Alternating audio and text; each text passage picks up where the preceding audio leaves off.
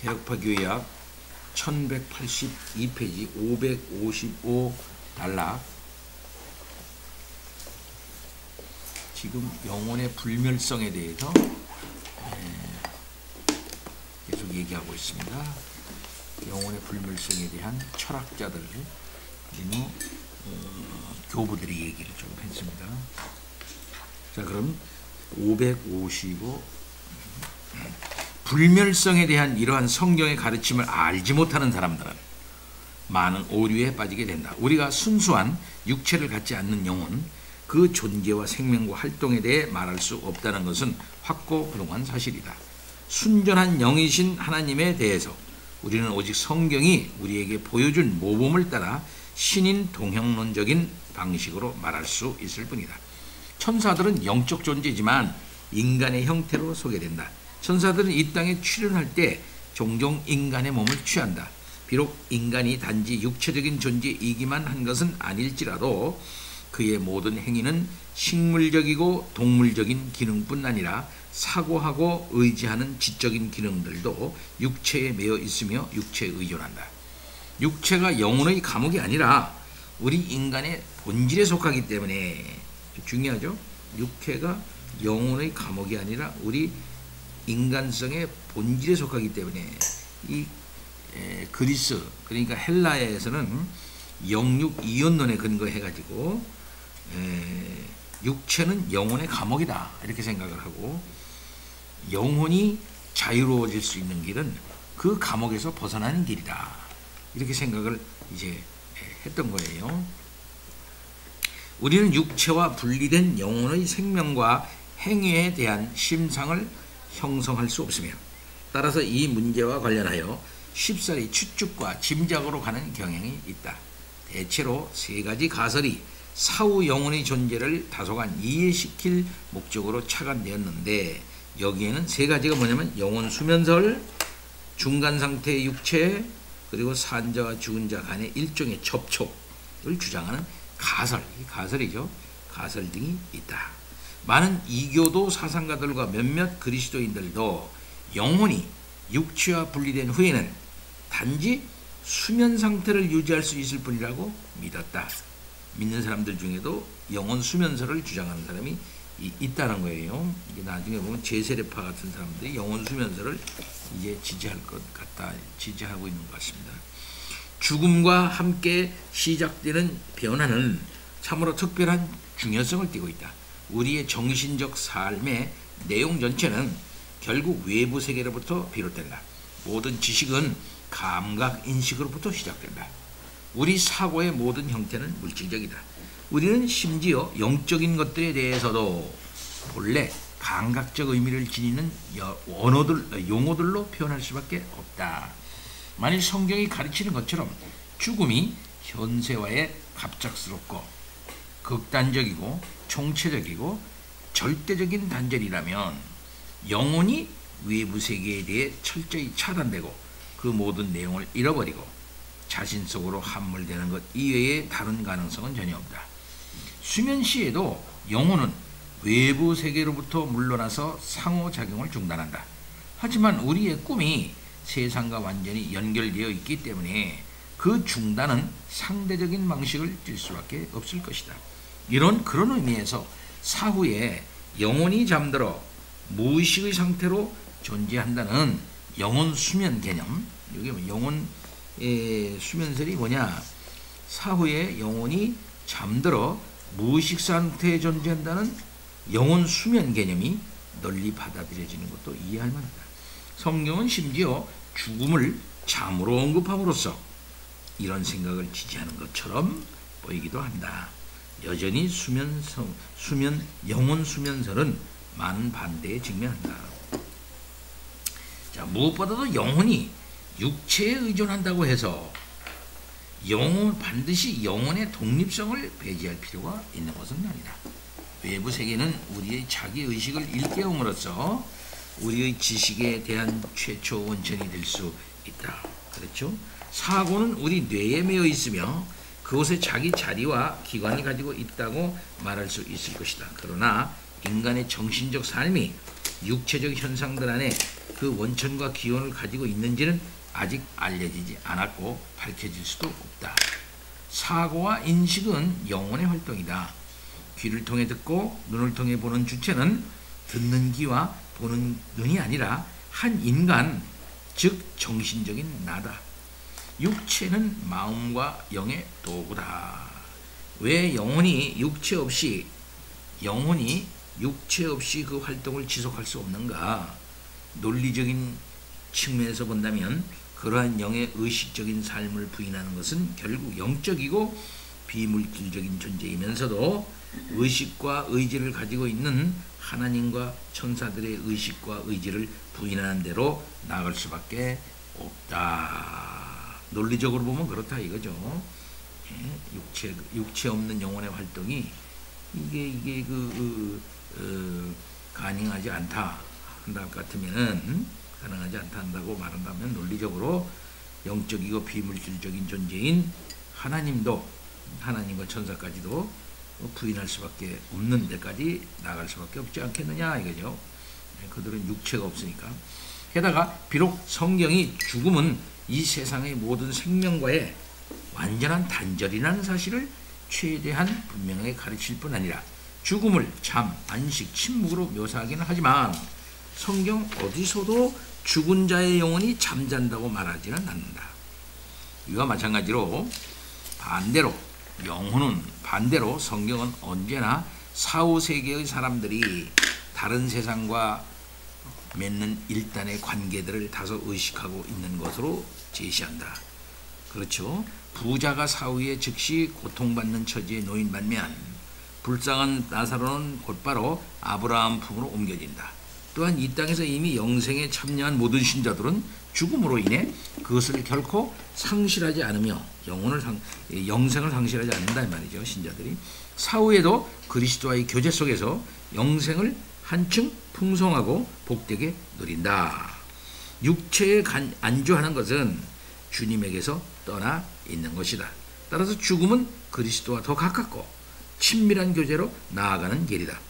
마지막으로 다시 살아서 이 생으로 돌아온 자들이 저편에서 보고 드린 것에 대해 우리에게 아무 말도 말해주지 않는다고 해서 놀랄 필요는 없다. 아마 그들은 무덤 저편에서의 경험을 전달하는 것이 허용되지 않았거나 아니면 전달할 능력이 없었을 것이다. 우리는 모세와 예언자들로 족하다. 바울은 자신이 삼층천으로 들려진 후에 말로 표현할 수 없고 어떤 인생도 반복할 수 없는 것들을 들었을 뿐이라고 말한다. 그러니까 세 가지로 영혼 수면설, 이거는 맞지 않고 인간관 육체와 영혼의 어떤 그 관계에서도 이게 맞지 않는다는 얘기가 되는 것입니다. 그다음에는 이제 그 죽은 이후에 어떤 다른 세계와 연관이 있는 것처럼 얘기되는 것은 어느 정도 성경이 제시하고 있다 그런 얘기하고 있네요. 그 이유는 더 자세히 얘기할 겁니다. 자, 근데 한 가지 여쭈고 죽은 사람이 살아서 돌아와가지고 간증한다는 얘기 좀 들어보셨죠? 임사체험이라는 말 들어보셨습니까? 임사체험이라는 건 완전히 죽은 게 아니라 거의 죽음에까지 가까이 가서 거의 죽음을 경험하고 돌아오는 거, 그 임사체험이거든요.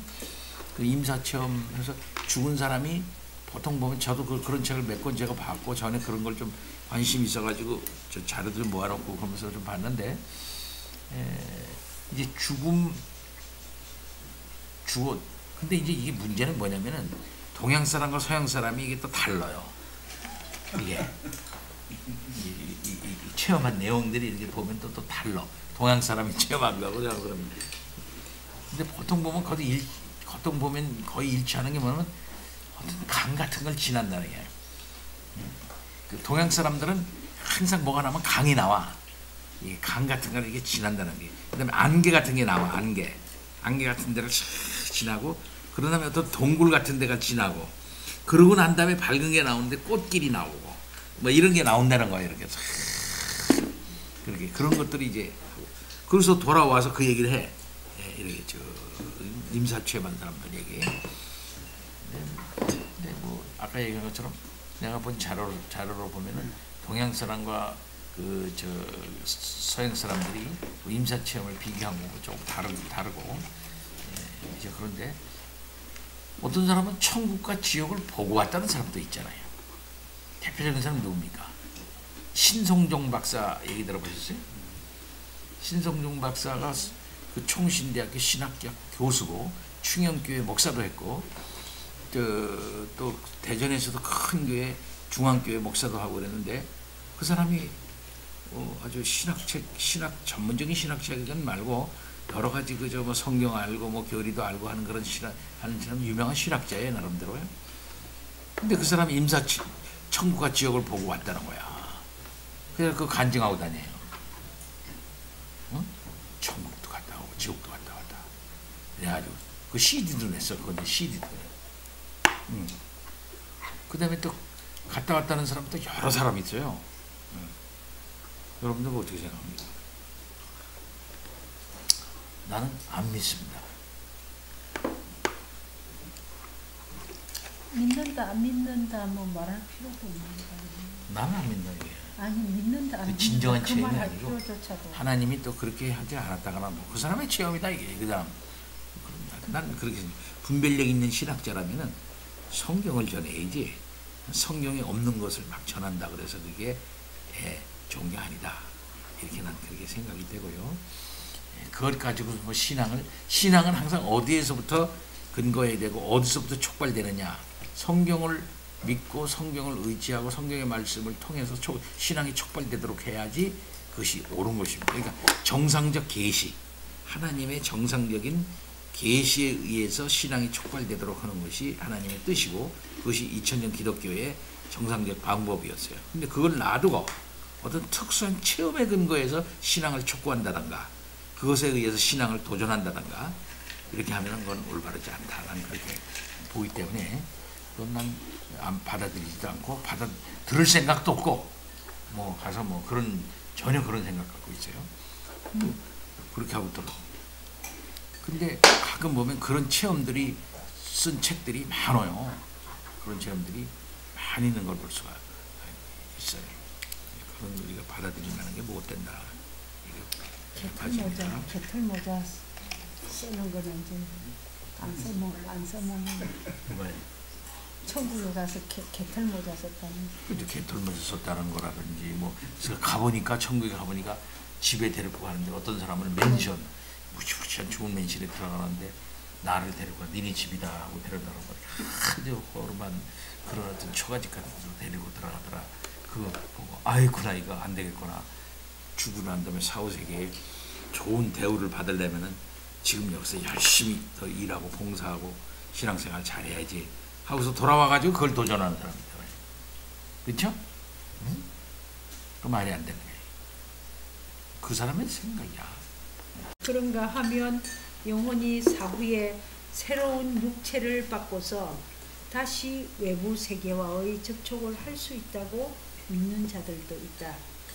그들이 자신들의 견해의 근거로 삼는 것은 몸과 별개로 존재하는 영혼의 생명과 활동을 구체화할 수 없다는 사실과 죽은 자들의 영혼의 육체의 형태를 부여하는 것처럼 보이는 성경 구절들이다. 성경에서는 죽은 자들도 그들이 지상에 거할 때와 정확히 동일한 모습으로 등장한다. 사무엘은 겉옷을 입은 노인으로 등장하며 열국의 왕들은 왕자에 앉아 있다가 바빌론 왕을 맞이하러 나아가고 이방인들은 할례 받지 못한 자들과 함께 누울 것이다. 예수는 죽은 자들에 대해 말씀하실 때도 그들의 눈과 손가락과 혀를 언급하신다. 바울은 만일 이 땅의 장막이 무너지면 하나님이 지으신 집을 받게 될 것이며 벗는 것이 아니라 덧입을 것이라고 말한다. 그런가 하면 요한은 허다한 무리가 흰옷을 입고 손에 종려나무 가지를 들고 보좌와 어린 양 앞에 서 있는 것을 보았다. 그러나 성경의 이러한 신인 동행론적인 표현 방식이 우리에게 사후 영혼의 육체성을 의미하는 것은 아닌데 이는 마치 하나님의 눈에 대한 언급이 육체를 가지고 계신 하나님에 대해 말해주는 것이 아닌 것과 같다. 영혼의 일종의 육체적 속성을 부여하는 자들이 만일 끝까지 일관성을 유지하고자 한다면 신지학자들처럼 하나님과 천사들도 어떤 의미에서 육체적인 방식으로 표현해야만 할 것이다. 사후 영혼에게 돌려진 육체성이라는 것은 사실 구체적인 내용이 전혀 없는 개념이다. 이에 대한 견해들이 다양한 형태를 띠는 것은 바로 그런 이유 때문이다. 따라서 우리는 사후 영혼의 육체성과 관련하여 더 이상 명확한 그림을 기대하기는 어렵다. 우리는 단지 영과 물질에 대해서만 알 뿐이다. 비물질적인 육체성이라는 표현은 기독교 신학이 신지학으로부터 잘못 채택한 모순이며 영과 물질 정립과 반정립이라는 거짓 변론을 절충하려는 헛된 노력이다. 여러분 그 반지의 대왕에서 보면 중간 세계, 중간 상황이 급하니까 중간 세계에서 출동을 하잖아요. 그래서 이 중간 세상에서 출동을 해가지고 도와주잖아 그 사람들이. 근데 성령은 중간 세계를 상정하고 있지 않죠. 중간인들을 인간도 아니고 천사도 아닌 데 나타나잖아 그 사람들. 그래서 그 두 사이에 사랑도 해. 근데 사랑도 하는데 이루어지지 않아요. 이런 일들을 이제 볼 수가 있죠. 근데 그거는 이제 소설적인 거고 문학적인 거 상상에 불과한 거예요. 실제적으로 이제 여기 있는 것처럼 영과 물질과 반정립이라는 거짓 이언론을 절충하려는 헛된 노력이다. 이게 이것 아니면 저거 아니면 이것인데, 예.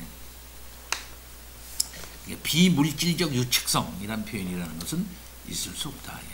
비물질적 육체성. 육체성이라는 건 물질이죠. 예. 비물질적 유체가 가능하냐 하는 건 있을 수 없다. 예. 자, 557번 이학목사님. 세 번째로 사후의 영혼이 여전히 이 땅의 삶과 어떤 종류의 관계를 유지한다고 믿는 많은 사람들이 있다. 많은 민족들에게서 발견되는 보편적인 사상은 사후의 영혼이 무덤 근처에 남아있다는 것인데, 이로 인해 무덤 안에 있는 죽은 자들을 위한 음식, 무기, 소유물, 심지어 때로는 아내들이나 종들까지 제공하는 관행이 널리 퍼지게 되었다. 일반적으로 죽은 자들에 대한 이런 숭배는 매장일이나 애도 기간에 국한되지 않고 그 이후에도 계속되었으며 사적, 공적, 제2 행사로 편입되기도 했다. 사람들이 죽은 자들을 숭배한 목적이 부분적으로는 죽은 자들에게 도움을 주려는 것이었지만 보다 중요한 목적은 죽은 자들이 끼칠 수 있는 악을 피하는 동시에 그들로부터 얻을 수 있는 축복과 원조를 일상적인 방식으로든지 비범한 방식으로든지 신탁과 기적을 통해 확실히 하기 위한 것이었다. 2세기 초엽부터 이런 모든 요소들이 기독교 예배에도 침투하기 시작했다. 마치 불교의 승려들이나 이슬람교의 신비주의자들과 마찬가지로 기독교 순교자들 역시 종교적 숭배의 대상이 되었다. 제단들과 예배 처소들과 교회들은 순교자들이 죽임을 당한 장소나 그들의 성유물이 묻힌 곳에 세워졌다.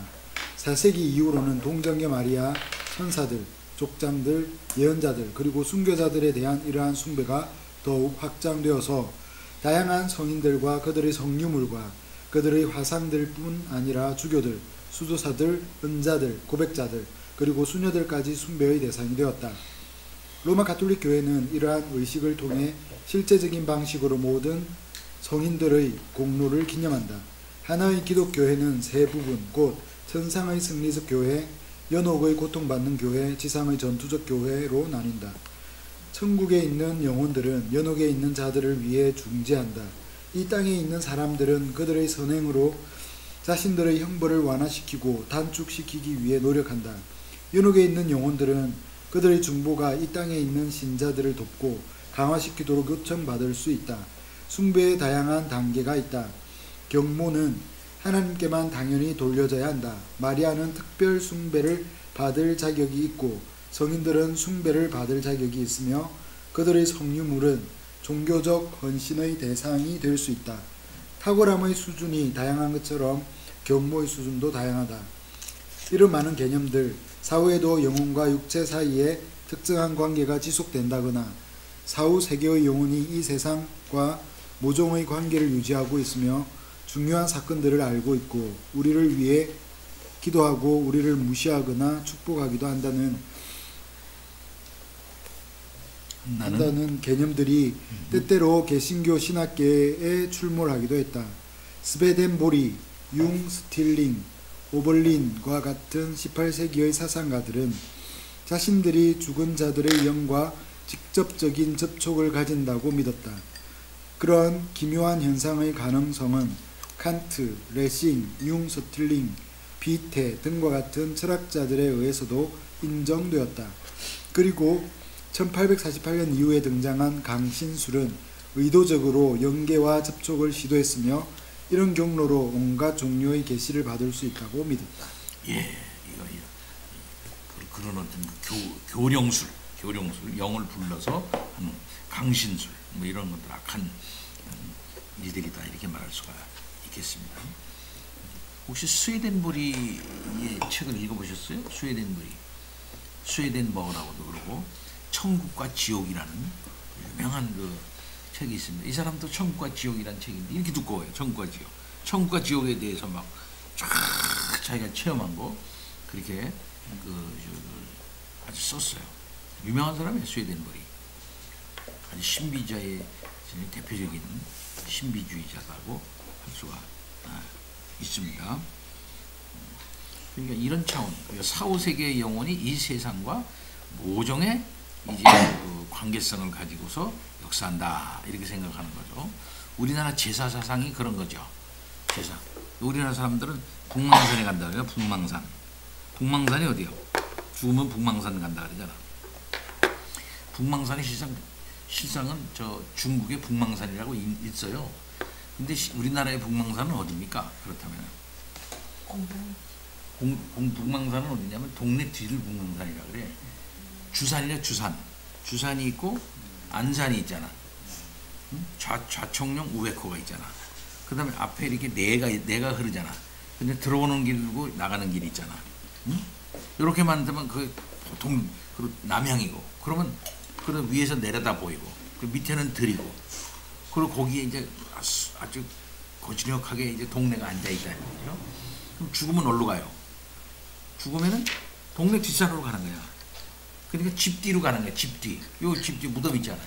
요게 북망산이야. 북망산. 그러니까는 우리나라는 산자하고 죽은 자, 생자와 사자가 같은 공간에 있는 거예요. 같은 공간에. 그러면서 살아있는 것은 죽은 것도 산 것과 똑같아. 그 산자와 죽은 자가 같은 공간에 있는 거예요. 실상. 이렇게. 그래가지고서 우리나라는 사람이 죽잖아. 사람이 죽으면은 이게 이제 바로 이것도 짬뽕이 돼 있어요. 불교의 저기하고 샤머니즘하고 짬뽕이 돼 있어가지고 좋은 일 한 사람은 좋은 데 가고 악한 일 한 데는 한 사람은 나쁜 일 간다 하는 이것은 불교하고 이게 관계가 있는 이 사생관하고 이 저기거든요. 실상은 샤머니즘의 저기는 천국과 지옥 이런 관념이 아예 없어요. 사후 세계지 그냥. 근데 이 사후 세계에 있는 영혼 말이죠. 살아있는 사람에게 영향을 줄 수 있다고 생각을 하는 거예요. 사람이 죽으면은 인신이 됩니다. 인신. 그래서 인신이 돼. 그래서 인신이 돼가지고서 죽은 신은 살아있는 사람에게나 자기 자손에게 영향을 줄 수가 있어요. 그래서 영향을 주는데 좋은 영향을 줄 수 있고 좋지 않은 영향을 줄 수가 있는 거예요. 근데 좋지 않은 영향을 줄 수 있는 것은 어떤 거냐면은 죽은 사람들 중에 보면은 이걸 손각시라잖아. 손각시. 그 다음에는 총각귀신 이런 사람, 물에 빠져 죽은 귀신. 그 다음에 결혼하지 못하고 죽은 여자, 총각들 이런 사람들은 이게 이 세상에서 결혼하지 못한 거, 웡풀이하지 못한 거, 즐기지 못한 거 이런 거 있잖아. 이런 걸 가장 큰 한으로 생각하는 거예요. 가장 큰 한은 여자가 결혼하지 못하고 죽은 여자가 제일 무서워. 결혼하지 못하고 죽은 총각이 제일 무서운 귀신이에요. 그래가지고서는 이것들은 좋은 데로 말 못 가는 거야. 원이 있으니까 원이 있으니까 그걸 갖다 풀고 가야 되는데 이걸 풀지 못하니까 이 살아있는 자들 주위에 떠돈다는 거야. 살아있는 자들에게 떠돌아. 이게 딱 떠돌고 있다가 붙는다는 거예요. 이걸 액이라고 그래. 액. 이걸 액. 그래서 액을 하면 그러니까 제액이라냐? 액이라면 제약은 제한다 이게야. 제액. 액을 제한다 이게야. 제액. 그러니까 모든 종교회계는 그런 나쁜 악신이 이렇게 주는 액을 갖다가 하는 그걸 화를 입는다 그래서 그걸 앵화라고 그러잖아요. 앵화. 그 앵화를 그걸 갖다가 이제 그 제거하는 거야. 종교행위라는 것은. 그러니까 죽은 사람이 영혼이 신이 되어 가지고서 살아있는 자의 행복에 영향을 준다는 거지.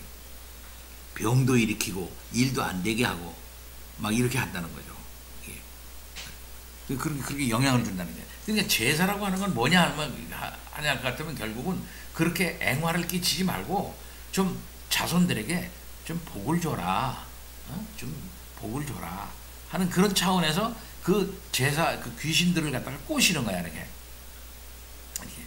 밥도 먹이고, 그 다음에 무슨 뭐 잘해서 섬기기도 하고, 말 잘 듣겠다고 얘기를 하고, 이렇게 하면서 이제 그 신에게, 신을 섬기는 거죠. 그렇게 하면은 그 신이 자손들에게 좋은 영향을 끼쳐서 이렇게 한다. 이렇게 생각하는 거죠. 그러니까 죽은 사람이 살아있는 사람에게 영향을 끼칠 수 있다는 그런 사상을 갖고 있는 것이다 이 말이에요. 그걸 우리가 용납할 수 없다는 거지. 기독교는요. 예.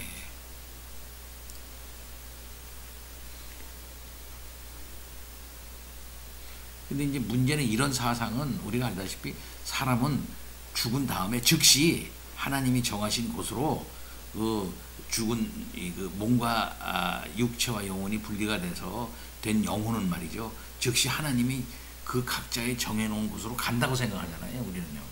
즉시 떠돌다고 생각 안 한다 이 말이에요. 구천에 떠돈단 말이죠. 구천에 떠돈다. 구천에 왜 떠도느냐 하면은 좋은 곳으로 가야 되는데 갈 수가 없어. 원이 워낙 많아가지고. 그러니까 풀고 가야 돼. 그러니까 구천에 떠도는 거야. 구천에 떠도는 귀신을 어떻게든지 앵화를 끼치게 하지 않게 해서 좋은 곳으로 가시오 하는 게 이게 무슨 굿이라 그래. 이게 왜 보통 보면은 물에 빠져 이 바닷가에 보면 물에 빠져 그걸 못 건졌잖아. 이 몸을 못 건졌잖아. 몸을 못 건진 그런 사람들을 그 바닷가에 보면은 거기에서 계속 혼을 불러가지고 혼을 딱 잡아가지고서 좋은 곳으로 보낸다 그러잖아. 그런데 이름 잊어버렸네. 그 구슬해요. 구슬해가지고 여보 좋은 곳으로 이름 잃었네. 그 바닷가에 사는 사람들이고 바다에서 혼을 건져가지고서 살 달래가지고서 좋은 곳으로 보내는 굿을 많이 합니다. 진옥이굿. 그것을 진옥이굿이라고 해요. 진옥이굿. 그래서 통영이나 부산 같은 데서는 바닷가에 가면 그런 굿 하는 사람 많습니다. 진옥이굿. 그리고 이제 여자들이 이게 죽지 않습니까? 총각으로 죽잖아요. 아니 처녀로 죽잖아요. 그러면 어디에다가 다리 밑에다가 다 이렇게 놔요. 다리. 그러면은 다리에다가 그러면은 문 남자가 그걸 밟고 지나가잖아. 그러면 이제 원을 푸는 거야. 밟힌다 이거지. 그리고 옛날에는 요즘에는 그런 일이 어떤 좀 아주 좀 그로테스크한 사건들이 많이 일어나는 경우가 있었어요. 그리고 그런 글에 보면은 그런 일이 많아. 옛날 글은. 왜냐면 죽은 처녀. 근데 그 처녀가 죽었다 해. 처녀가 물에 빠져 죽었다 해야. 물에 빠져 죽었는데 이상한 총각놈이 너무 이쁘니까 그걸 갖다가 이제 죽은 여자를 갖다가 강간을 해요. 그냥 강간이 그 시간이라고 그래. 그런 거를 시간이라고 하는데 그게 밝혀지면은 원래 시간을 하면은 이 형법에 걸려가지고 징역 갑니다. 근데 우리나라는 지금 시간을 한 사람이 밝혀지잖아. 그러면 그 사람을 갖다가 그 집에 안에서 원래 그 사람한테 고맙다고 상을 줘. 고맙다고 상을 주는 거야. 왜 상을 주냐면 그 처녀가 그런 상태로 처녀가 돼가지고 시집 못 가고 죽으면 원혼이 될 거 아니야. 예? 그게 가장 무서운 귀신이 되는 거야. 그래서 그 가장 무서운 귀신이 돼가지고 그 집안에 앵화를 끼친다 이거지. 그런데 고맙게도 자기네 어떤 이상한 놈이 나타나가지고서 물에 빠져 죽었는데, 그래 자살해 죽었는데 그걸 갖다가 어떻게 사랑을 해줘가지고 원을 풀었다 이거지. 예? 그래서 좋은 데로 갈 수 있게 해줬다. 그래서 오히려 고맙게 생각하는 거야. 그래서 그 사람한테 막 상 주고 그래. 그리고 또 죽은 총각하고 죽은 총각하고 저기하고 영혼 결혼식도 시키잖아. 영혼 결혼식. 영혼 결혼식도 시키는 이유가 있는 거예요. 그게 영혼 결혼식을 안 시키면 양쪽에 있는 귀신들이, 총각 귀신하고 처녀 귀신들이 각 집안에 나쁜 일을 할 거 아니야. 그렇다고 보는 거야, 이 사람네들이.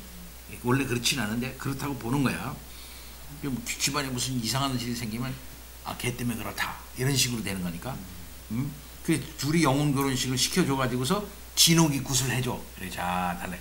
그래서 둘이 내보내는. 그냥 죽은 사람이 살아있는 사람의 생사 화복에 영향을 끼친다고 생각하는 생각이 동양 사람들, 특히 우리나라 사람들의 생각이라 이거죠. 이것은 근본적으로 성경적이지 않다. 이렇게 본다 이 말이에요. 말이 많았네. 넘어갑니다. 자, 558 온집사님 읽으세요. 장순식의 문제와 관련하여 우리는 이스라엘과 접촉을 가졌던 이집트인들, 가나안 족속들, 바벨론 사람들을 비롯하여 모든 민족들에게서 미신적 반응들이 나타난다는 사실을 주목할 필요가 있다. 이런 관습들이 이스라엘에도 침투했을 뿐 아니라 때로 번창하기도 했다. 이런 관습들에는 죽은 자들에게 조언을 구하는 일도 포함되었다. 그러한 일을 행하는 자들은 무당 또는 마술사라고 불렸다. 점치는 일은 다양한 방식으로 수행하였는데 죽은 자들에게 조언을 구하는 것도 그중 한 가지 방법이었다. 그러나 율법과 예언자들은 단호하게 이 관습을 반대하면서 백성들에게 주님과 그의 계시와 증언으로 돌아올 것을 촉구하였다. 신약 성경은 이러한 증거를 확증한다. 우리는 성경이 죽은 자들을 주문으로 불러내어 이생의 모습을 드러내게 만들 가능성을 수용하는지조차 증명할 수 없다. 때로 명백히 하나님의 기적적인 능력에 의해 죽은 자들이 다시 살아나기도 했으며, 성경도 인간의 한계를 능가하는 마귀의 능력과 역사를 인정한다. 그러나 성경 어디서도 죽은 자들이 이 생에 출현할 가능성이나 실제성을 가르치지 않는다. 이런 견해를 지지하는 것으로 인용될 수 있는 유일한 구절이 사무엘상 28장인데, 본문에 의하면 사울은 엔돌에서 무당을 찾아낸다. 그러나 비록 우리가 이 이야기에 등장하는 여인이 고의적으로 속임수를 행했다는 합리주의적인 설명을 거부해야겠지만 우리는 사무엘이 실제적이고 객관적으로 이생에 출현했다는 생각 또한 받아들일 수 없다. 사무엘 28장에는 최면술과 목육병이라는 낯익은 현상들을 초월하거나 그와 같은 방식으로 설명될 수 없는 요소는 아무것도 없다. 거기 사무엘을 부르잖아요. 그래서 사무엘이 나왔다 그러잖아. 그 진짜 사무엘일까요? 진짜 사무엘일까요? 우리는 사무엘이라고 보지 않습니다. 그 악한 영의 역사예요. 그게 바로 사무엘이 천국에서 안식을 하는데 그따 불렀다고 나와요? 응? 그럴 수가 없죠. 우리가 안 믿습니다. 사무엘 아니야. 그거는 가짜야. 그건 악한 영의 역사다. 이렇게 볼 수 있습니다. 그리고 그걸 가지고서 사무엘인 줄 알고 그 사무엘의 말을 듣는, 그렇게 해서 불러달라고 하는 사울도 그것은 악한 영에 이미 사로잡힌 그런 어떤 아주 불신앙이다 이렇게 말할 수가, 정상적인 신앙에서 일탈한 그런 모습일 수 있습니다. 얼만큼 그 강신술이 그만큼 유행하고 있었는가 하는 사실을 알 수가 있죠. 그러니까 한마디로 말해서 요즘 텔레비 같은 데 보면은 가끔 보면 믿는다고 하는 집사님이고 권사님인데 점치러 다녔다 하는 말 가끔씩 탁탁 들려요. 내 귀에 정확하게 있는데 다 듣지 못하지만은 가끔 우리 한 사람이 보고 있을 때 옆에서 싹 들으면은 점치러 다녔다 그런 얘기를 많이 들어. 응? 이런. 그다음 누구의 말을 들으니까 뭐 이런다든지 굉장히 조심해야 돼. 점치러 다닌다. 믿는 사람이 점치는 사람 아직도 많은가 봐요. 예. 심각하게 아주 악한 일입니다. 그 일은 하나님이 가장 싫어하는 악한 일이다. 계속 읽어주세요. 그러나 체면술, 목육병, 그리고 강신술 등의 현상들로부터 영들의 작용을 추론해야 한다고 믿는 자들이 적지 않다. 물론 아직까지 그런 가설들이 공인되지는 않은 것으로 보인다. 지금까지 이 영역에서 행해져 온 수많은 속임수들은 별개로 하더라도 영들의 취형과 활동에 대한 보고들은 아주 유치하고 미미한 것들이어서 그런 현상들을 설명하기 위해 굳이 영계의 관여에 대해 추정할 필요조차 없다. 이렇게 하는 사람 누구예요? 귀신을 불러가지고 귀신의 말을 듣고 신학하는 사람이 있어.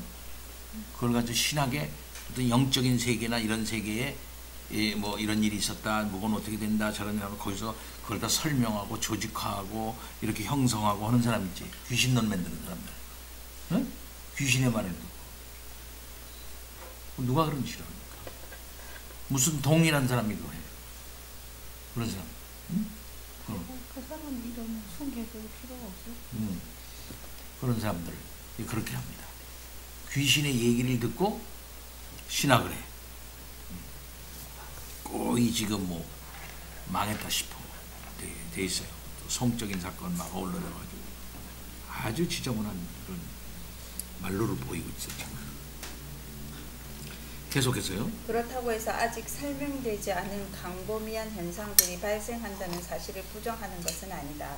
그러나 이러한 현상들이 영의 출현을 가정한다고 해서 더 명확하게 설명될 수 있는 것은 아니다. 게다가 성경 전체는 죽음이 묻은 위편에서의 삶과 완전한 단절을 의미한다는 생각을 고수한다.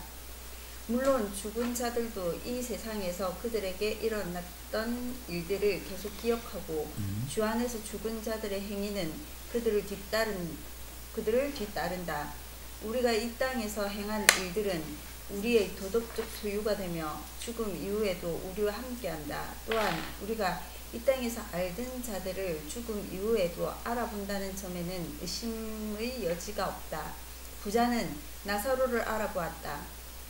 우리가 이 땅에서 베푼 선행을 통해 사귄 친구들은 장차 영원한 집에서 기쁨으로 우리를 맞이할 것이다.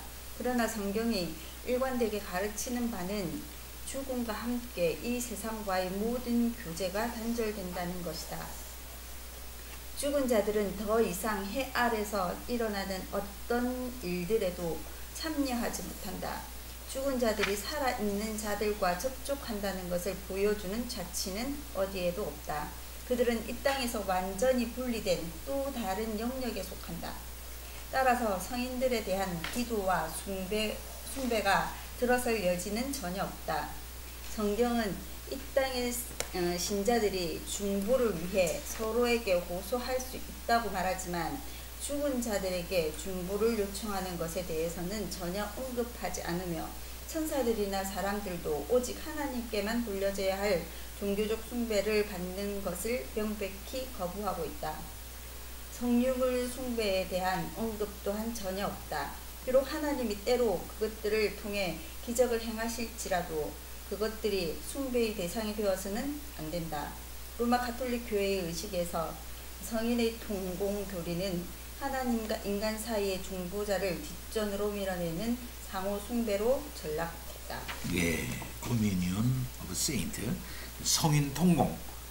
성인에게 기도해서 성인이 이렇게 중보를 해서 당신이 가지고 있는 그 좀 이게 남아 있는 잉여 공덕을 좀 통해 가지고 나 좀 해주십시오. 성인에게 기도를 해. 무슨 성인이요? 나를 좀 도와주시오. 뭐 이렇게 하는 거.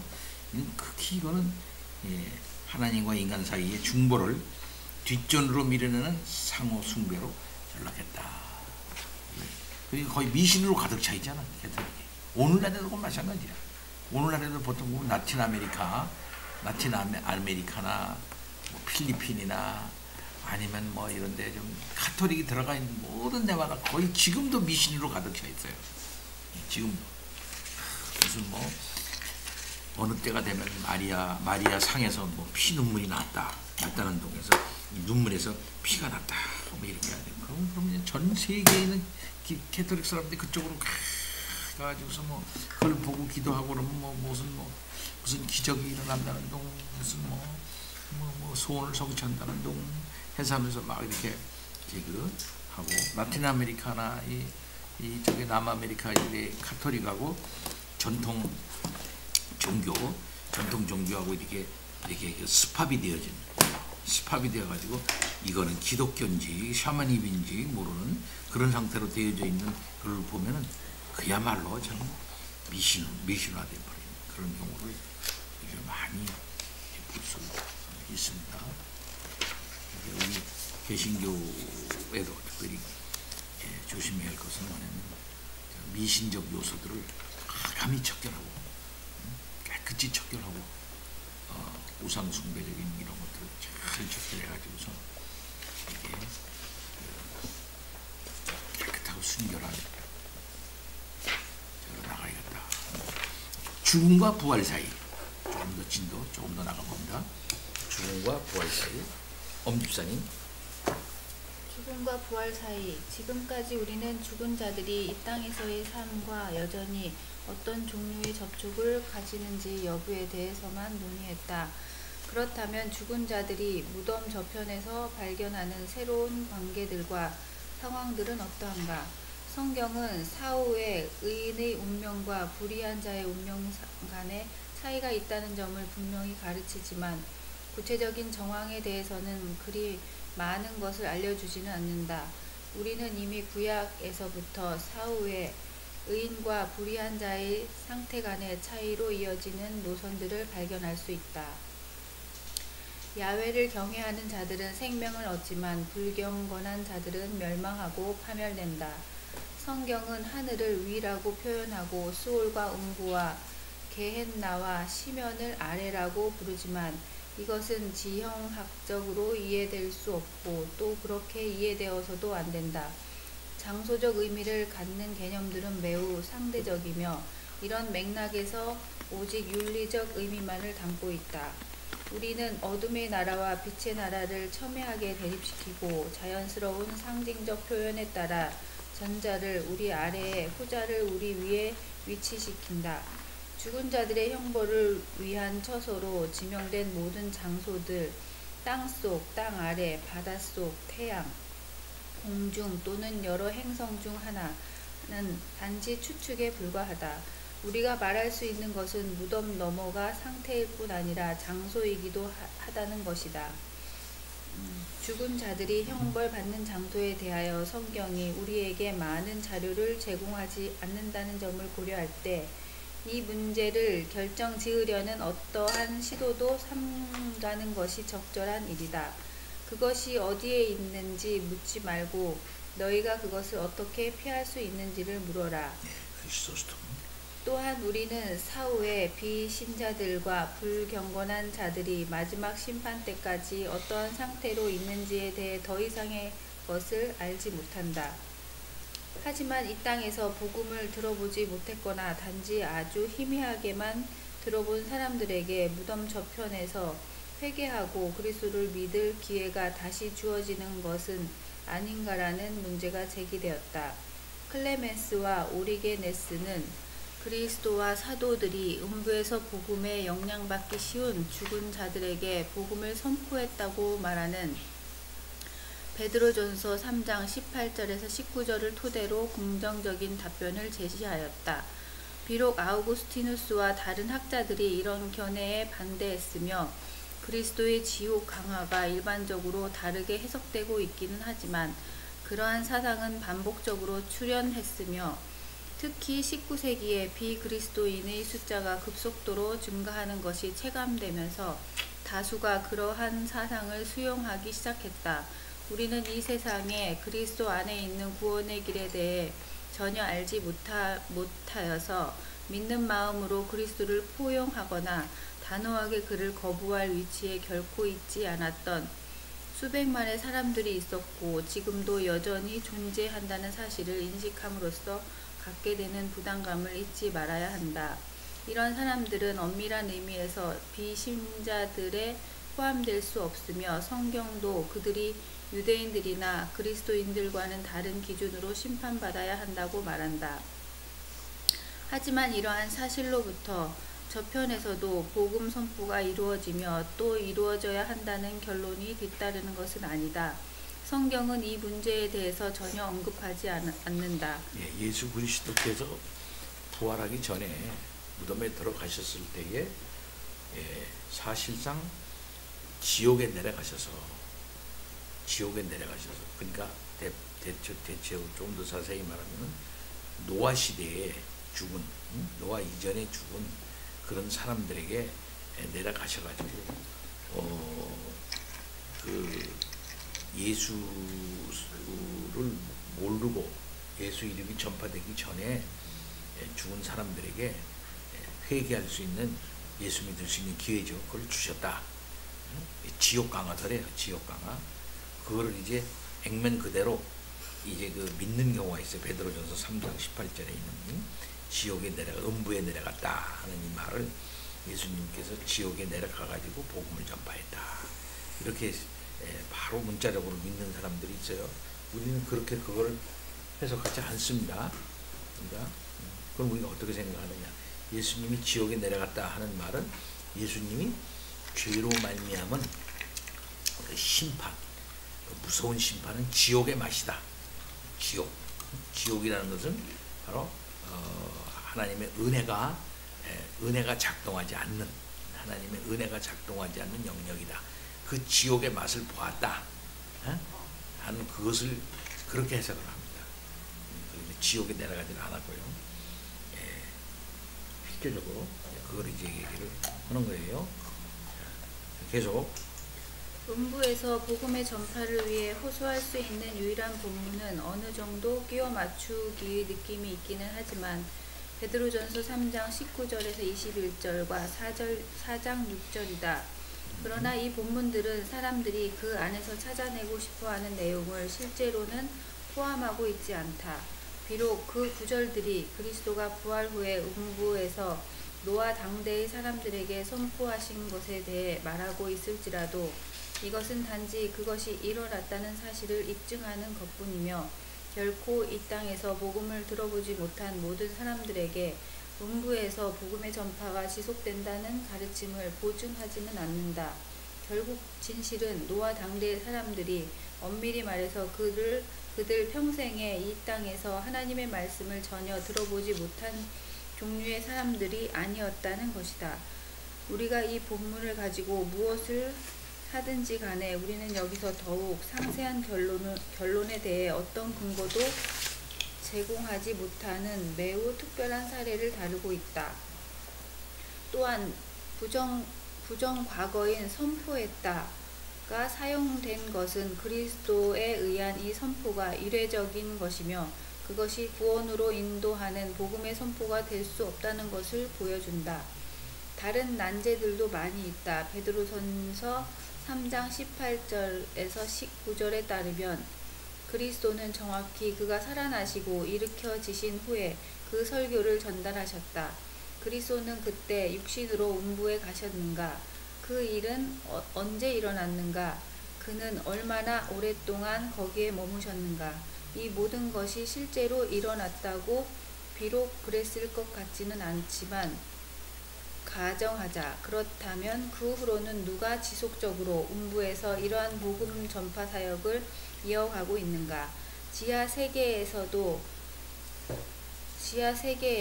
교회가 존재하는가? 지속되는 선교와 사역으로의 부르심, 그리고 목회자의 임직이 존재하는가? 사후에 음부에서 복음을 선포하는 자들은 인간들인가 천사들인가? 아니면 사도들인가? 말씀 사역자들인가? 음부의 선교를 위한 전진 기지가 존재한다는 이론은 여러 면에서 성경과 충돌하고 있다. 우리가 이 성경 구절을 다루는 가장 좋은 방법은 그것을 베드로전서 4장 6절과 결부시키는 것인데, 그 구절에서 복음을 전파했다 라는 부정과거 동사는 그것이 계속되는 전파가 아니라 특정한 한 사건을 가리킨다. 복음 전파는 단회적으로 일어났으며 그 복음을 들은 자들로 하여금 다른 모든 사람들처럼 육체에 대하여 심판을 받고 하나님이 사신 것처럼 영에 대하여 살게 하실 목적으로 일어났다. 그러므로 복음 전파는 그들의 죽음에 선행했다. 따라서 죽은 자들은 지금은 죽었지만 살아있는 동안 복음을 들었던 자들이다. 바로 앞절로부터 우리는 왜 베드로가 그들을 죽은 자들이라고 부르는지를 깨닫는다. 거기서 우리는 그리스도가 산자와 죽은 자를 심판하기로 예비하신 것을 알아챈다. 그렇다면 마치 복음이 오늘날 살아있는 자들에게 전파되는 것처럼 복음은 과거에도 지금은 죽었지만 그 당시에 살아있던 자들에게 전파되었다. 그래서 그들이 여전히 다른 모든 사람들처럼 육체에 대하여 죽은 자들이지만 그럼에도 영으로는 하나님 앞에서 산 자들이 되게 하는 것이다.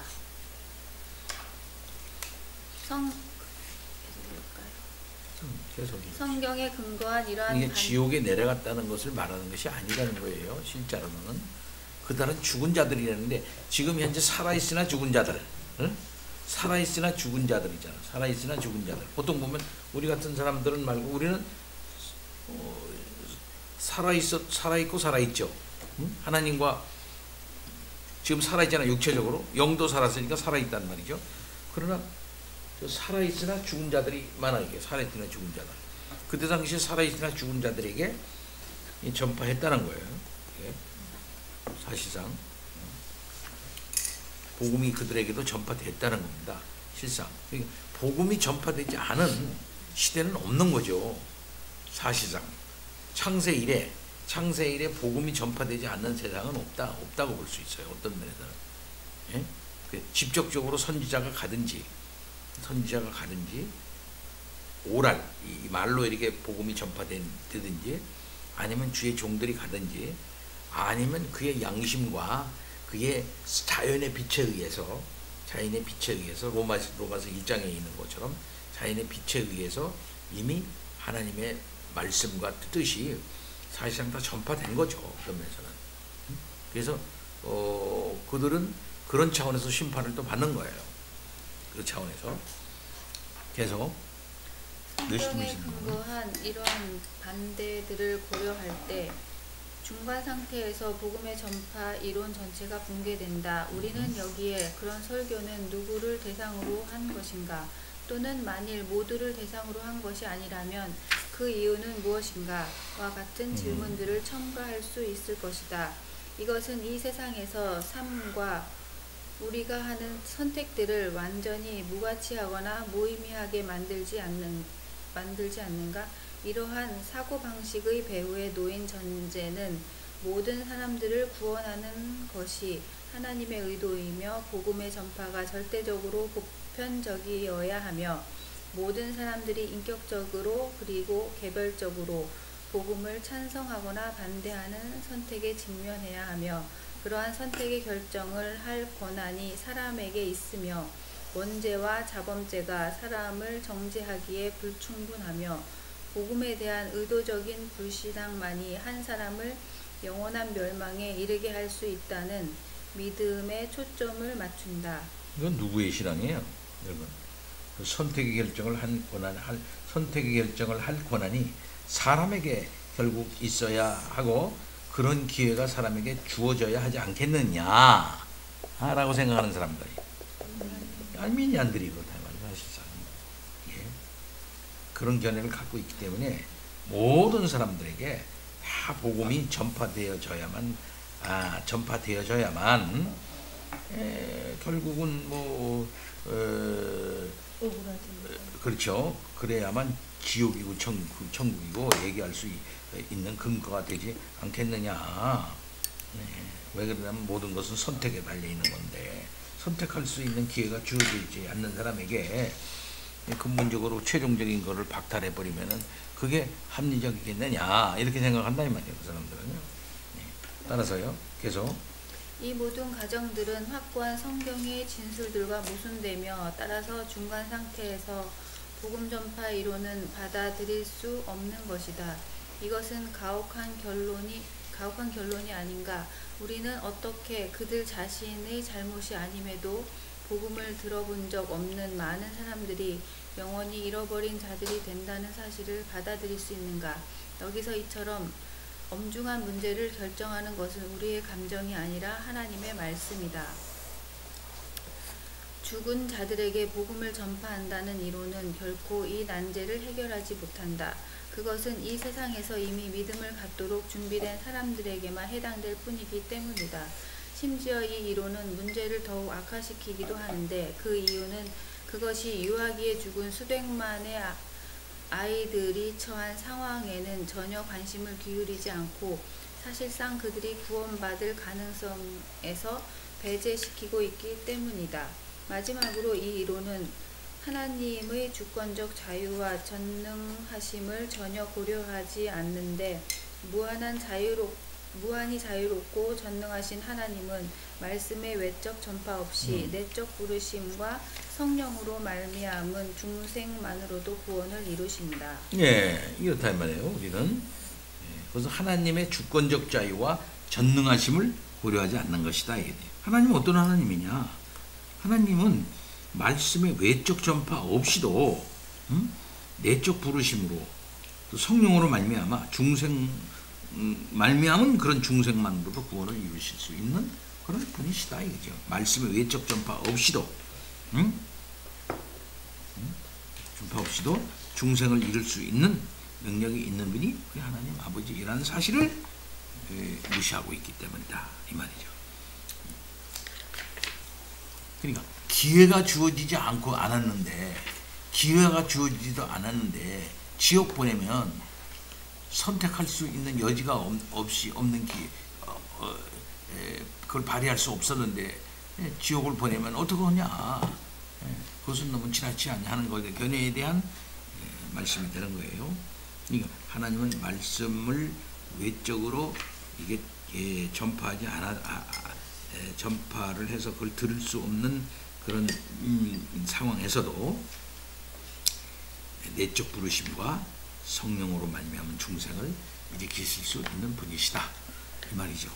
무슨 말인지 아시죠? 페이지님 560번.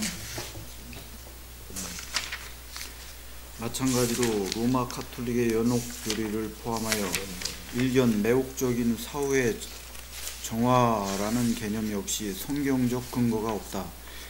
그러한 정화 상태 개념은 이유적 기원을 가지고 있는데 특히 두 가지 형태로 나타난다. 인도, 이집트, 그리스, 유대민족 가운데서 발견되는 영혼 전생설에 의하면 영혼은 인간의 몸으로 들어가기 전에 이미 다른 신체 안에서 살고 있었다고 한다. 영혼은 인간의 몸을 떠난 후에 새로운 유기체들, 자기 정화를 향한 전망을 갖고 궁극적으로는 완전에 이르는 모든 것들 안으로 들어간다. 이 이론은 성경과 너무나 배치되기 때문에 기독교 진영 내에서는 소수의 분파들과 몇몇 개인을 제외하고는 전혀 받아들여지지 않았다. 그것은 결국 영혼 선지서에서 비롯되었으며 그리스도에 의해 성취된 구속이라는 교리와도 모순된다. 왜냐하면 그것이 정화와 완전을 인간의 행위로 간주하기 때문이다.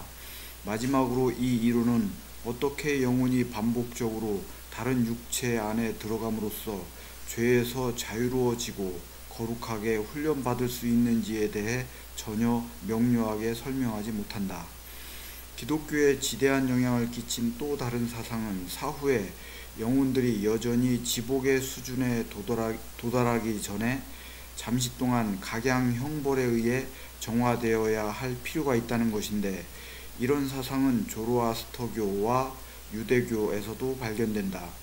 이러한 개념은 오리게네스 이래로 그리스도인들 사이에 널리 확산되어서 로마 카톨릭의 연옥교리 또는 정화의 기간에 관한 이론으로 발전했는데, 정화의 기간에 관한 이론은 많은 개신교들에 의해서도 받아들여졌다. 얼핏 보기에 이러한 사상은 상당히 설득력이 있다. 어쨌거나 신자들은 죽는 순간에 모든 죄를 떠안는다. 심지어 가장 성스러운 사람들조차 여전히 완전한 순종의 미미한 시작을 가지고 있을 뿐이다. 어떻게 죽음이 영혼 안에 있는 죄의 모든 부패를 순식간에 제거하겠는가? 우리의 경험은 이 생에서의 모든 변화가 더디다는 것을 가르쳐준다.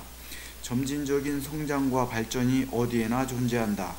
따라서 사후에 신자들의 영혼이 천국으로 들어올려지고 하나님을 직관하는 것이 허락되기 전에 정화의 과정을 겪을 필요가 있다는 사상이 여러 가지 면에서 지지를 얻는 것이다. 하지만 아무리 인간의 논증이 그러한 연옥 교리를 선호한다 하더라도 가장 중요하고 결정적인 반대는 성경 어디서도 그것을 언급하지 않는다는 점이다. 이 사상을 옹호하기 위해 제시된 본문들, 또 영혼들의 연옥을 명시적으로 언급하지는 않는다. 다만 풍부한 상상력에 기반을 둔 서기적 확대 해석이 그와 유사한 결론을 산출할 뿐이다. 구약 외경 중 한 구절, 마카베오만이 당시 유대인들이 죄 가운데 죽은 자들을 위해 드린 제물과 기도를 선하고 필요한 것으로 여겼다는 사실을 보여주는데, 우리는 다른 원자료를 통해서도 그러한 사실을 확인할 수 있다. 따라서 유대인들 사이에 이미 만연해 있던 이러한 민간신앙이 구약성경이나 신약성경에서 인정받지 못하고 더구나 보도조차 되지 않았다는 사실은 한층 더 주목할 만하다. 연옥교리는 칭의와 가장 밀접하게 관련되어 있다. 로마 카톨릭의 이해에 따르면 칭의란 사람들로 하여금 선을 행할 수 있게 하고 그리하여 영생을 얻게 해주는 초자연적인 성화의 은총을 주입하는 것이다. 이러한 성화의 은총은 증가하기도 하고 감소하기도 하기 때문에 대죄의 결과로 은총을 잃어버리고 죽은 자는 파멸하며 계명과 권고들을 준행함으로써 완전해진 자는 죽음과 동시에 천국에 들어간다. 하지만 여전히 소재로 인해 일시적 형벌을 당함으로써 빚을 지불해야 하는 사람이나 고해성사를 통해 대죄의 결과로 잃어버렸던 주입된 은총을 돌려받았지만 임종시에 일시적 형벌을 지불하는 데 있어 체불금이 남아있는 사람은 연옥으로 인도되어 마지막 동전을 갚을 때까지 거기에 머문다. 로마 교회에서 칭의와 성화와 영화는 비록 그것이 그들에게 주입된 초자연적 은총에 기초하고 있다 할지라도 여전히 인간의 행위다. 그들은 주입된 초자연적 은총을 받은 후에 당연한 또는 온전한 은덕으로 천국에서의 영생과 지복 직관을 누릴 가치가 있도록 스스로를 준비시켜야 한다. 자기가 그렇게 노력해야 한다는 거예요. 자기가 구비해야 한다는 거죠. 그래서 만일 그들이 이 세상에서 이것을 이루지 못한다면 그들은 사실 이것은 이교도들의 생각과 동일한 것인데, 그들은 완전함을 이룰 때까지 장차 이 세상에서 그 일을 계속해야 한다. 그러나 종교개혁은 성경을 통해 죄인들이 믿음으로 의롭게 된다는 것을 다시 깨닫게 되었기에 정화의 불을 거부해야만 했다. 그리스도가 모든 것을 이루셨다. 그는 죄의 형벌을 당하셨을 뿐 아니라 율법을 친히 준행하심으로써 우리를 위해 영생을 얻기까지 하셨다. 그리스도가 고난과 죽음을 통해 얻으셨으며 완전하신 그분 안에 있고 그분 안에서 효력을 가지는 모든 유익들이 진리를 믿는 자들에게 즉각적으로 주어진다. 믿는 자는 영생을 얻는다. 칭의 안에서 그리스도의 소극적 순종의 공로뿐만 아니라 적극적 순종의 공로까지도 전가된다. 바로 그러한 자비로 말미암아 신자들은 죄사함 곧 형벌의 면제를 받는다. 여기서 성화는 천국에 들어가기 위해 스스로를 준비하고 완전해지는 것을 의미하는 것이 아니라 단지 신자들이 이미 그리스도 안에서 소유한 것을 펼쳐 보이는 것, 즉 하나님이 그리스도 안에서 그들을 위해 마련하신 것을 선한 일 가운데서 행하는 것이다. 믿는 자들은 죄사함과 영생을 얻었다.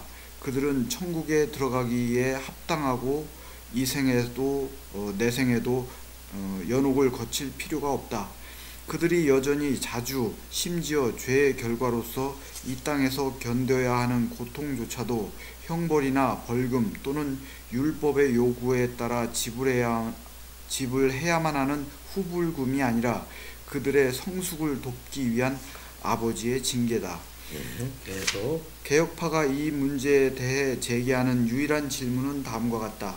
신자들은 그리스도가 그들에게 주신 유익들을 언제 온전히 소유하게 되는가? 법정적 의미에서는 신자들이 즉시 이런 유익들을 받는다고 말할 수 있다. 그리스도 안에서 그들은 언약의 모든 유익들, 곧 총체적 구원을 받을 자격이 있지만 이 땅에서는 아직 그 유익들을 온전히 소유하지 못한다. 그렇다면 언제 그것들을 온전하게 소유하게 되는가? 신자들이 나그네로서의 삶을 접고 본향에 이를 때는 언제인가? 이 물음에 대한 성경의 답변은 하나다. 그들은 죽음과 동시에 나그네의 삶을 접고 본향에 들어간다. 물론 거룩함의 상태가 신자들의 죽음과 동시에 어떤 방식으로 시작되는지는 이해될 수도 명확하게 설명될 수도 없다. 이 세상에서 중생과 성화가 성령에 의해 어떻게 이루어지는지 역시 신비다. 이것은 몸으로부터 영혼의 단순한 해방이 이미 영혼의 성화를 포함한다는 플라톤식 이원론을 의미하지 않는다. 죄는 엄밀히 말해 영혼에 뿌리박고 있기 때문이다. 또한 이것은 죽음이 평화의 사자로서 사람을 천사로 변화시킨다는 감상적 합리주의를 의미하지도 않는다. 죽음 자체는 하나님의 진노에 대한 계시요 죄의 삭시기 때문이다. 그러나 죽음은 우리를 성화시키는데 분명 도움을 준다. 그것은 신자들에게 죄에 대한 죽음을 의미한다. 윤리적 죽음, 즉 그리스도와의 교제 가운데 죄에 대해 죽는 것의 결과는 한 사람이 죄에서 자유롭게 되고 죄에 대해 죽음으로 말미암아 그리스도 안에서 하나님을 위해 살아가게 되는 것이다. 이 윤리적 죽음은 육체적 죽음에서 절정에 이른다. 하나님이 고통을 다루심에 있어 신자의 영혼을 거룩하게 하고 그를 모든 죄의 얼룩으로부터 깨끗게 하시는 수단으로 죽음을 사용하신다는 것은 전혀 새삼스럽지 않다. 실제로 여기서 연옥교리는 전혀 도움이 안 된다. 연옥은 선교센터나 회심을 위한 기관이나 성화의 학교가 아니라 단지 일시적 형벌을 청산하는 곳이다. 연옥은 죄가 사해지는 곳이 아니라 단지 소재로 인해 증가된 빚이 청산되는 곳에 불과한데 어떻게 연옥이 영혼의 성화를 불러일으킬 수 있겠는가? 만일 연옥에 있는 영혼들이 여전히 다소 죄로 얼룩져 있다면 우리는 어떻게 그들이 계속해서 죄를 짓지 않고 은혜의 완전한 상실을 겪지 않을 것이라고 확신할 수 있는가? 반면에 만약 영혼들이 본유적으로 순결하고 거룩한데 그들이 이 땅에서는 견딜 수 없었던 어떤 일시적 형벌을 연옥에서 견뎌야만 하는 것이라면 어째서 완전히 의로운 사람들이 천국으로 들어가는 것이 잠시 배제되고 연옥의 고통을 받아야 하는지 역시 이해할 수 없다. 위의 두 가지 경우에서 어떻게 연옥이 정화하는 불이 될 수 있는지는 여전히 수수께끼다. 그것은 단지 보응의 불에 불과하다. 오스왈드는 연옥의 정화의 성격이 있는가라는 문제는 가장 해결하기 어려운 난제 가운데 하나라고 정확히 지적한다. 제사와 기도로 죽은 자들을 숭배하는 것은 이교도들 사이에서 흔한 일이다. 죽은 자들을 위한 중보기도는 후기 유대인들 사이에서 하나의 관행이 되었고 오늘날에도 잔존한다. 곧이어 기독교에서도 죽은 자들을 위해 평화와 빛과 위안을 빌거나 기도와 성찬 중에 그들을 기억하는 관습이 생겨났다. 처음에 이런 제물과 제사는 단순히 기념의 성격을 띠었지만 시간이 지나면서 천국으로 즉시 들어올려질 영혼들과 연옥에서 시간을 보내야 하는 영혼들을 구분하기 시작했다. 그리하여 전자와의 교제는 점차 기도와 숭배로 시행되었고 후자와의 교제는 중보, 선행, 면벌부, 영혼을 위한 미사로 시행되었다. 개혁파는 죽은 자들의 운명이 그들의 죽음과 함께 변경 불가능하게 결정되었다는 것을 근거로 그들을 위한 중보 기도를 시종일관 거부하였다. 사실 구약성경이나 신약성경도 그런 중보 기도에 대해 전혀 언급하지 않는다. 호소할 수 있는 유일한 구절은 고린도전서 15장 29절인데 여기서 바울은 죽은 자들을 위해 스스로 세례를 받는 자들에 대해 언급한다.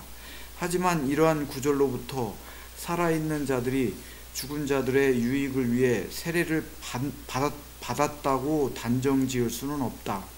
여기서 사도는 단지 세례가 신자들과 그리스도의 부활을 믿는 믿음을 전제한다는 생각을 표현하고 있을 뿐이다.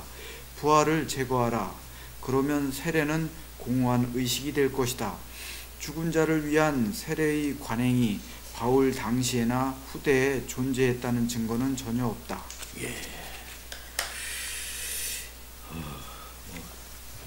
챕터가 남았기 때문에 쭉 계속 읽었습니다. 대충 이해가 되죠? 561페라 그래요. 죽은 자들을 위해 드리는 모든 제물과 중보는 무익하며 그리스도의 희생과 그의 효력 있는 중보의 불충분성을 약화시킨다.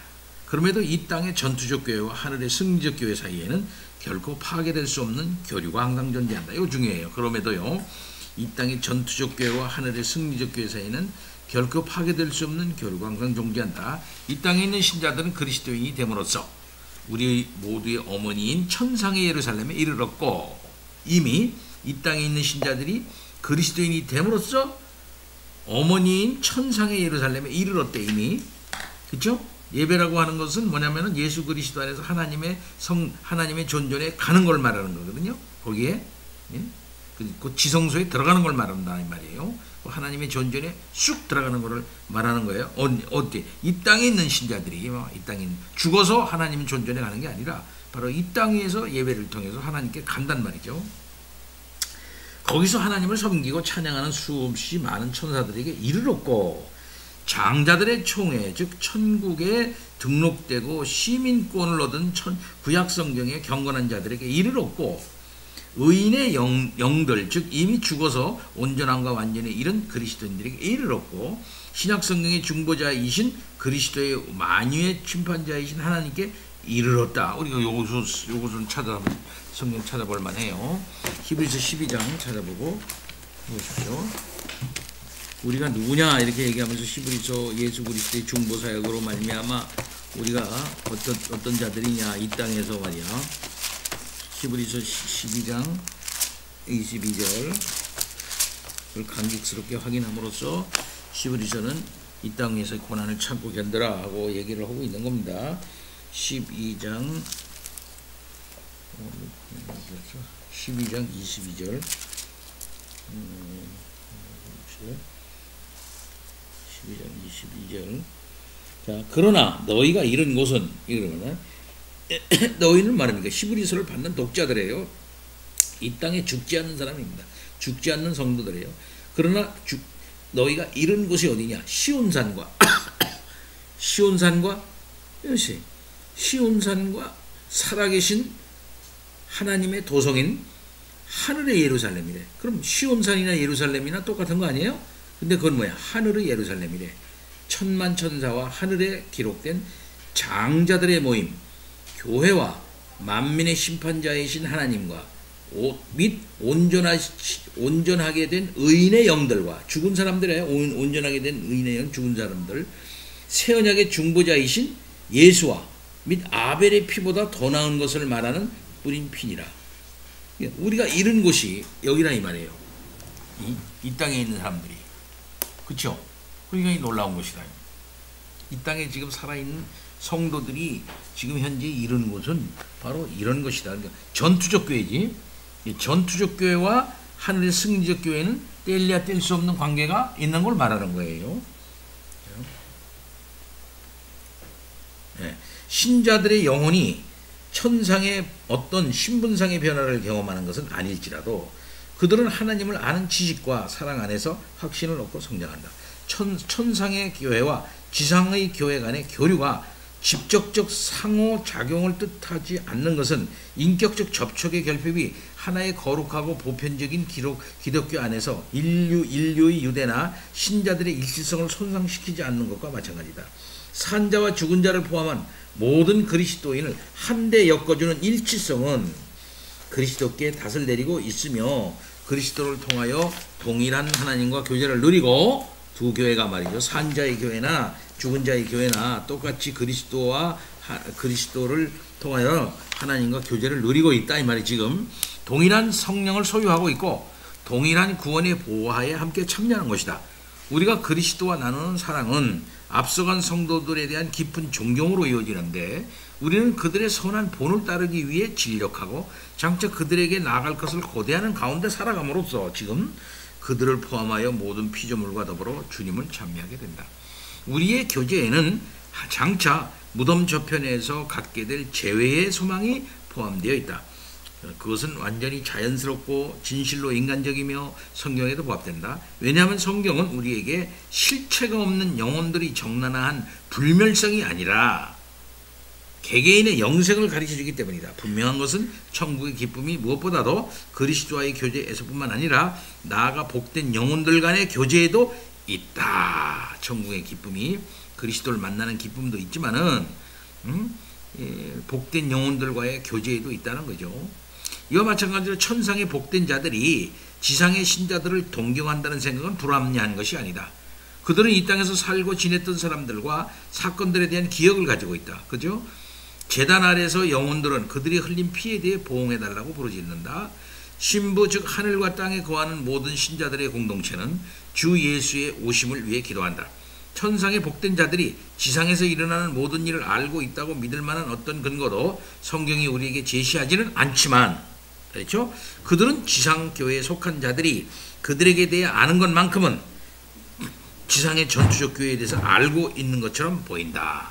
천상에 있는 교회에 있는 사람들이 이 지상에 속한 자들이 이 지상에 속한 자들의 그 지상의 전투 상황, 이 전투적 교회 상황에 대해서 알고 있을 것이라 이 말이에요. 따라서 천상의 복된 자들의 상태는 잠정적인 성격을 띠고 있다.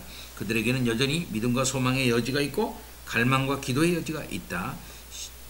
지상의 신자들과 마찬가지로 그들도 역시 그리스도의 재림과 죽은 자들의 부활과 만물의 회복을 간절히 기다린다. 그렇죠. 지상의 신자들도 그걸 기다리죠.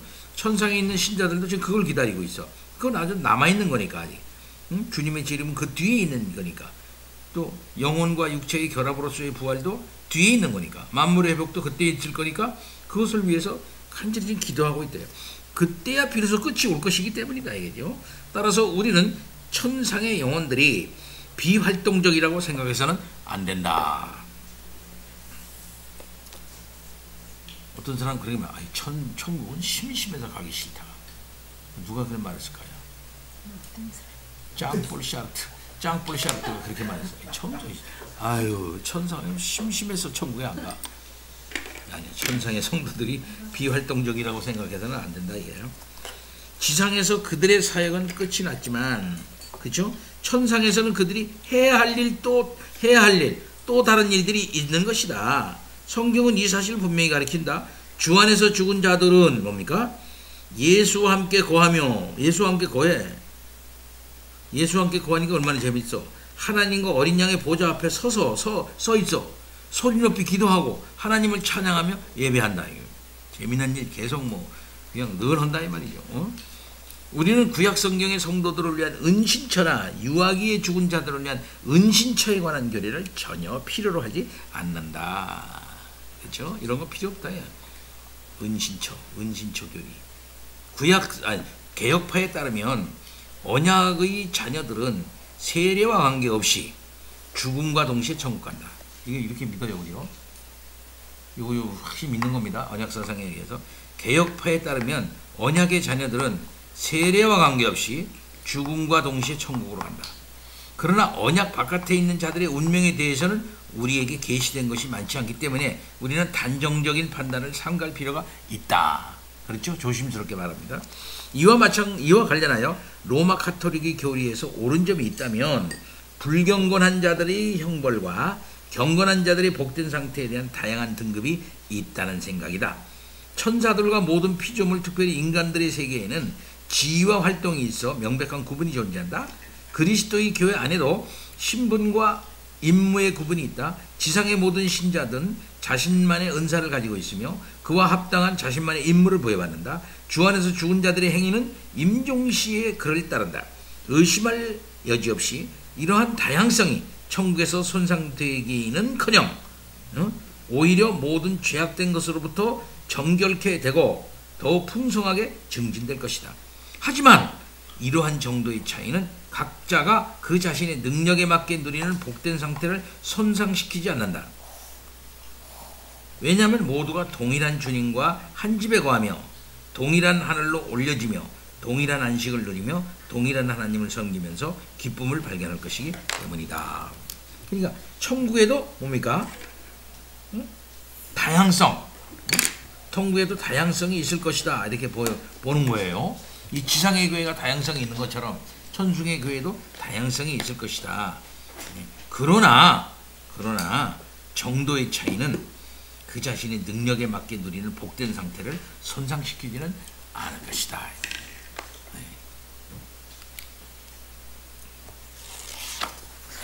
오늘은 여기까지. 그래서 한 챕터를 서둘러 마쳤습니다.